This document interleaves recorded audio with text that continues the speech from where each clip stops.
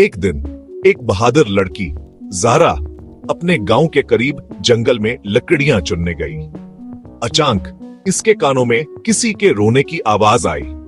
वो आवाज की तरफ बढ़ी और एक खूबसूरत सफेद घोड़े को जंजीरों में जकड़ा हुआ पाया। इस घोड़े के लंबे सफेद पर थे और उसकी आंखों में जादू की चमक थी। तुम कौन हो और यहां क्यों बंधे हो? मैं एक जादुई घोड़ा हूं और इस खौफनाक चड़ेल ने मुझे कैद कर रखा है। उसने करीबी कलह में एक मासूम शहजादी को भी कैद कर लिया है।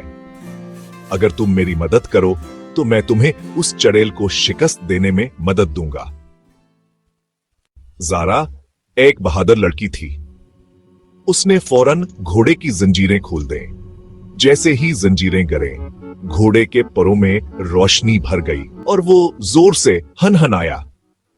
ज़ारा बोली और घोड़े पर सवार हो गई।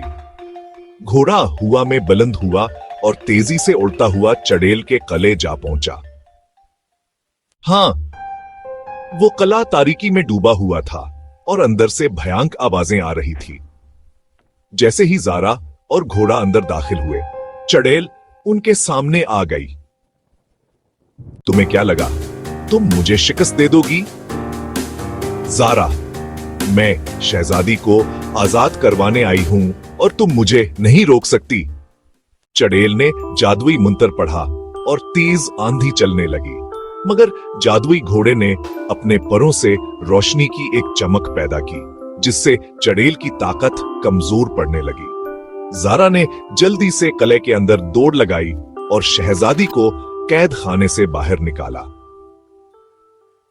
लेकिन जैसे ही वो बाहर आए, चड़ेल ने गुस्से में आकर ज़ारा पर जादू फेंकने की कोशिश की। जादुई घोड़े ने एक जोरदार आवाज में हिनहिनाया और उसके परों से रोशनी की एक तेज किरण निकली, जिसने चड़ेल को जमीन पर गिरा दिया। उसकी ताकत हमेशा के लिए खत्म हो गई और वो धुआं बनकर गायब हो गई।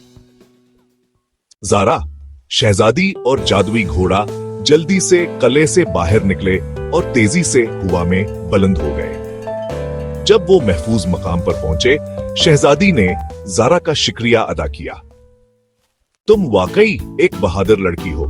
ये सब इस जादुई घोड़े की बदौलत मुमकिन हुआ। तब से ज़ारा, शहजादी और जादुई घोड़ा अच्छे दोस्त बन गए और सब खुशी खुशी रहने लगे।